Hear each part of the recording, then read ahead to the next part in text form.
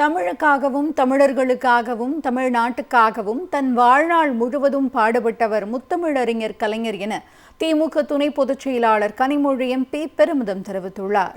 முத்தமிழறிஞர் கலைஞரின் 8ஆம் ஆண்டு நினைவு நாளையொட்டி சென்னை கிழக்கு மாவட்ட திமுக சார்பில் போராளி ஓய்வதில்லை என்ற தலைப்பில் 10 நாள் தொடர் நிகழ்ச்சி நடைபெற்று வருகிறது.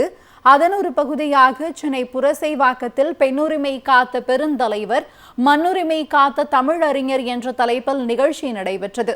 மாவட்ட இளைஞரணி துணை அமைப்பாளர் வினோத் தலைமையில் நடைபெற்ற இந்நிகழ்ச்சியில் திமுக துணை பொதுச் செயலாளர் கனிமொழி, சென்னை கிழக்கு மாவட்ட செயலாளர் பி.கே. சேகர்பாபு, திமுக மகளிரணி செயலாளர் ஹெலன் டேவிட்சன், திமுக மகளிர் தொண்டரணி செயலாளர் நாமக்கல் ராணி, தலைமை செயற்குழு உறுப்பினர் பிரியாராஜன் உள்ளிட்ட ஏராளமானோர் கலந்து கொண்டனர்.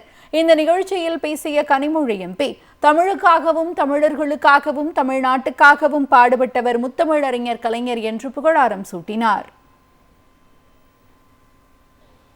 தன்னை நாதஸ்வரம் கற்றுக்கொள்ள வேண்டும் என்று தன் வழியிலே வந்த மரபுப்படி நாதஸ்வரத்தை கற்றுக்கணும் அப்படின்னு சொல்லி கொண்டு போய் அவரை நாதஸ்வரம் பயிற்சிக்காக கொண்டு போய் விடுகிறார்கள்.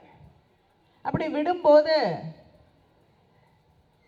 அவர் பக்கத்தில் இருக்கக்கூடியவர்கள் எல்லாம் தோளில் இருக்கக்கூடிய துண்டை எடுத்து யாராவது பெரிய மனிதர்கள் வரும் பொழுது இடுப்பிலே கட்டி கொள்வதை பார்த்து, இதையெல்லாம் நான் செய்ய முடியாது, அதனால் எனக்கு நாதஸ்வரமும் வேண்டாம், ஒன்றும் வேணாம், நான் சுயமரியாதையோடு இருக்க வேண்டும் என்று போராட்டத்தை தொடங்கியவர் அவர். அந்த தலைவனை தமிழர்களின் உரிமைகளுக்காக, தமிழ்நாட்டின் உரிமைகளுக்காக, நம்முடைய மாநிலங்களின் உரிமைகளுக்காக தன் வாழ்நாள் முழுவதும் ஒரு முறை கூட விட்டு கொடுக்காமல் போராடிய தலைவன் தான் தலைவர் கலைஞர் அவர்கள். தொடர்ந்து பேசிய கனிமொழி எம்பி, மக்களை ஏமாற்றி ஆட்சி பொறுப்பில் அமர்ந்துவிட்டு விவசாயிகளின் கண்ணீரில் வாழ்ந்து கொண்டிருக்கிறார் முதலமைச்சர் விஜய் என்று சாடினார். தமிழ்நாட்டில் விரைவில் மக்களுக்கான மாற்றம் கொண்டுவரப்படும் என்றும் அவர் தெரிவித்தார். எதை செய்ய முடியுமோ அதை மட்டுமே அங்கே தேர்தல் அறிக்கையிலே நீங்கள் எழுத வேண்டும். செய்ய முடியாததை வாக்குறுதியாக தரக்கூடாது என்பதுதான் எங்களுக்கு இட்ட ஆணை, கட்டளை. அன்னைக்கும் ரிசர்வ் பேங்க் இதை பண்ண முடியாதுன்னு சொல்லியிருந்தாங்க. ஆனால் நாங்கள் மக்களை ஏமாற்ற விரும்பவில்லை.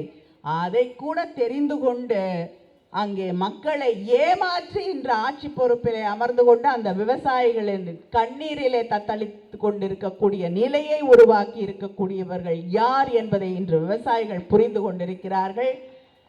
அந்த புரிதல் தமிழ்நாட்டிலே விரைவிலே இன்னொரு மாற்றத்தை, மக்களுக்கான மாற்றத்தை கொண்டு வரும். இந்நிகழ்ச்சியில் பேசிய முன்னாள் அமைச்சர் சேகர்பாபு, தாவேகாவின் 90 நாள் ஆட்சி மீது எண்ணற்ற குற்றச்சாட்டுகள் எழுந்துள்ளன என்று தெரிவித்தார். திமுக கூட்டத்துக்கு மின்சாரத்தை தராமல் பழிவாங்கும் செயலில் ஈடுபட்டுள்ளார்கள் என்று அவர் கண்டனம் தெரிவித்தார். எத்தனை தடைகள் வந்தாலும் அதனை தகர்த்து திமுக முன்னேறும் என்றும் அவர் கூறினார். ஆட்சி பொறுப்பேற்ற இந்த 90 நாட்களில் நிறைய இருக்கின்றது. இன்றைக்கு இங்கே ஒரு பொதுக்கூட்டம், நாளை இந்த கூட்டத்திற்கு எதிர்ப்பாக தாவாக்கிலே ஒரு பொதுக்கூட்டம். நான் ஏற்கனவே சொன்னதுதான் மீண்டும் சொல்லுகிறேன்.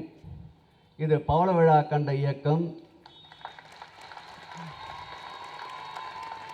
பால்வாடி இயக்கம் இந்த இயக்கத்தோடு போட்டி போடும் என்றால் நீ ஒரு அடி முன்னேறி வந்தால் நாங்கள் 10 அடி முன்னேறி வருவோம் என்பதை தெரிவித்துக் கொள்கிறேன்.